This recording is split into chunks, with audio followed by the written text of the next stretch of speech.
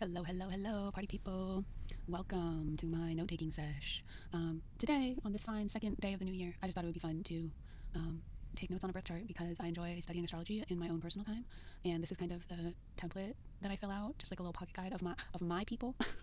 So, if you know and love me and I know and love you, trust I have a profile on you. I have an astrological profile on you stored in my personal records, and you're welcome because that's why I can answer the questions that you all ask me. But this is just like a little rudimentary. It's very basic. Like it's just like a little first impressions note taking guide. It's just how I do it. Okay, and so I thought it would be fun because I enjoy astrology and I do enjoy listening to Beyonce Knowles. So I just thought, why not? Also, disclaimer. Okay, this is not Stan Central. I'm not venerating celebrities or billionaires, so nobody be mad at me. I'm just a fan. Okay, that's all it is. It's not that deep. Funnily enough, I've been listening to a lot of her sister lately. I love Solange. If you haven't listened to the album True by Solange Knowles, like your priorities are fucked up. You need to go do something. So I digress. We're just gonna poke around, be nosy in Beyonce's birth chart. I'm looking at it over here. Here's the chart. Look at that sixth house. Like I'm excited. And this is nothing extensive. I don't know Beyonce. Beyonce does not know me. Okay, I'm not. This is for fun. This is for fun.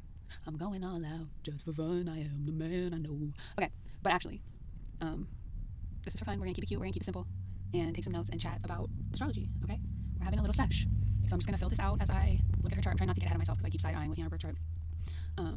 So yeah, that's what we're doing today. Thank you for joining. Thank you for being here. Ooh, why is that so big? Oh, because it's not my right pen. Hold on.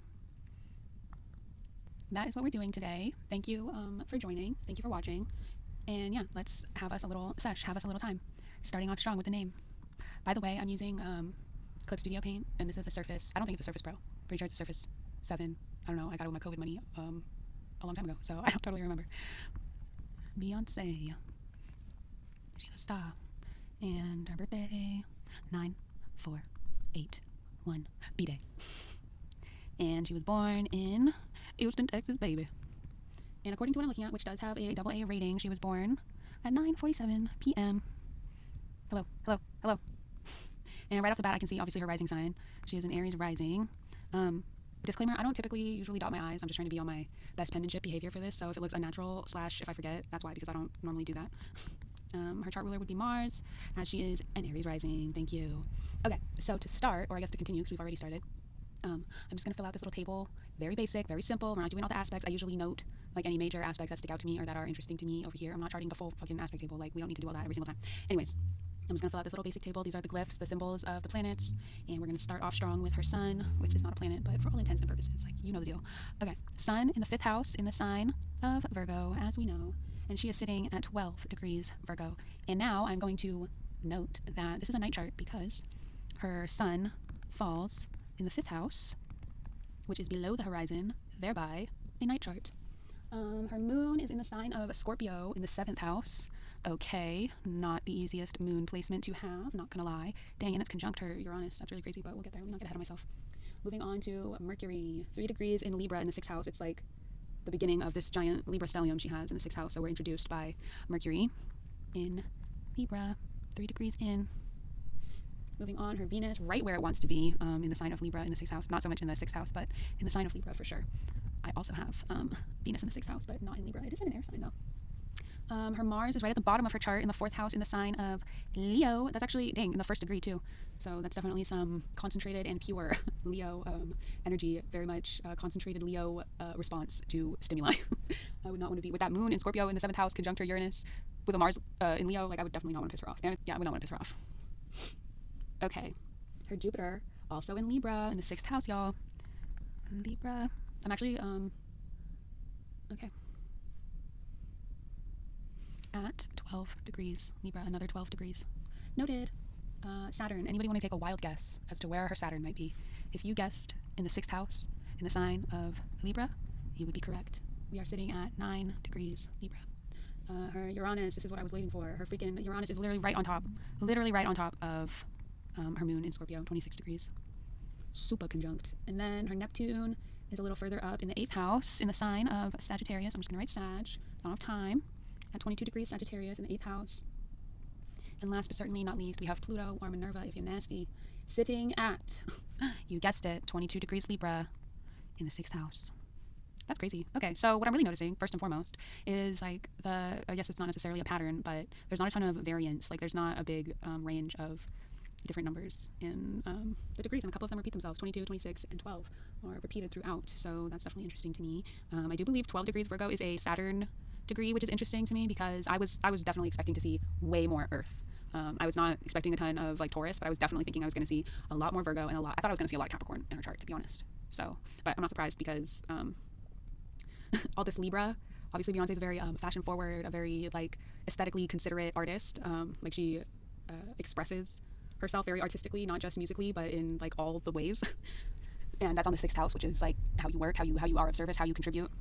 So I think that's really interesting that I just definitely thought I was going to see a lot more Saturn aspects or Capricorn influence, although Capricorn is right at the top. Her MC is in Capricorn, right at the top of her chart, which is right where it wants to be, so that's not surprising to me. And there are some hard aspects to her Capricorn, and is that her? It looks like her Venus and Pluto are squared. Very, very interesting. And that 6th house is definitely nothing to play about. Like that is she had a full council in the 6th house, but I do feel like that's reflected in like what we do see of her. Like anything she gives us.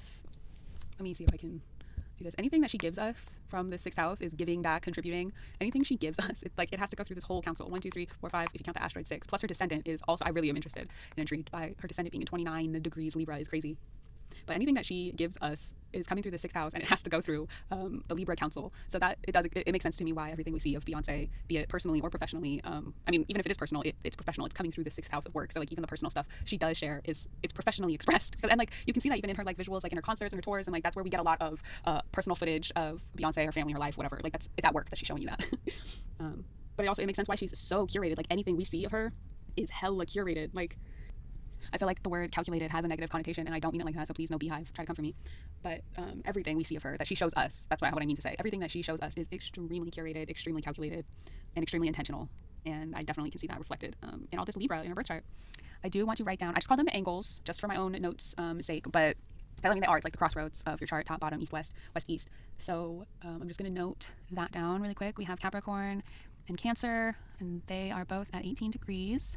And then we have Aries and Libra on the rising and descendant axis at 29 degrees. 29 degrees, that is last call for whatever sign, okay? That's last call to do whatever Libra business you have to do whatever Aries business you have to do in their respective areas in your chart. So 29 degrees is definitely here in this life with a mission to, they're trying to finish, that's trying to finish Aries business right there, and Libra. Taking note of the dominant elements and modalities at play in her chart. Like I said, I was definitely expecting this to say Earth.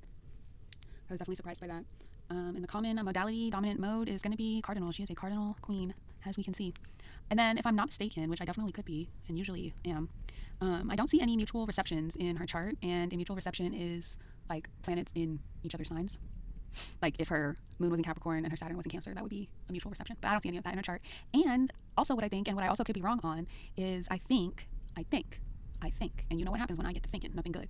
But I think her Venus is the final depositor of her chart because it's in its home sign, and so I don't see any other conflicting like placements or aspects and the lack of mutual reception. So I think her Venus would be the final depositor of her chart. I'm not going to put that in because I'm not 100%, but I think. Anyways, moving along. I want to take note of the essential dignities at play in her chart, which would be planets in their rulership, exaltation, fall, or detriment. And I see, obviously, her Venus is in its rulership, so I'm going to note that down. Her Saturn is also exalted in Venus. Exalted. And I think her Uranus is also exalted in Scorpio. I need to double check that. But her moon is in its fall in Scorpio, which I don't totally, I guess I get it, but I just always I feel like the moon would be at home in Scorpio. I understand why the moon wouldn't be at home in the 7th house or even in the 8th house of Scorpio, but like, I feel like the moon and Scorpio, like, they could just brood together, be moody together, be passive together. But I guess it's like, maybe Scorpio and the moon, like, feed each other's indulgent habits too much, bad habits too much. It's like a toxic match. But anyways, let me double check. I have to grab a book. Please hold.